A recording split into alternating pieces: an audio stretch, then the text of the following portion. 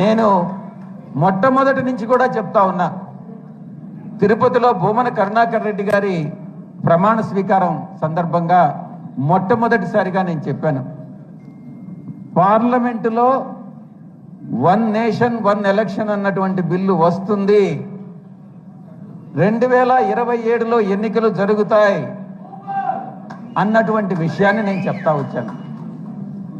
తప్పకుండా పరిస్థితులు మారి అది బీజేపీ పార్టీకి అనుకూలంగా, అంటే అధికార పక్షానికి అనుకూలంగా లేనట్లయితే ఏదన్నా పోస్ట్పోన్ చేయొచ్చేమో కానీ, ఎందుకంటే ఈ చట్టంలో బిల్లులో ఒకటే పొందుపరిచారు, ఆ డేట్ అనేటటువంటిది ఎప్పుడు అమల్లోకి వస్తుందన్నటువంటిది భవిష్యత్తులో ప్రభుత్వం నిర్ణయిస్తుంది అన్నటువంటి విషయాన్ని.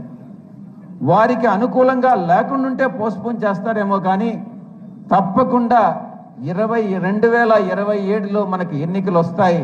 కానీ సాధారణంగా కానీ చూసుకుంటే జూన్లో రావాలి 2027, కానీ నా యొక్క ప్రెడిక్షన్ జూన్లో రాకపోవచ్చు, సెప్టెంబర్లో రావచ్చు అన్నటువంటిది నా యొక్క అంచనా.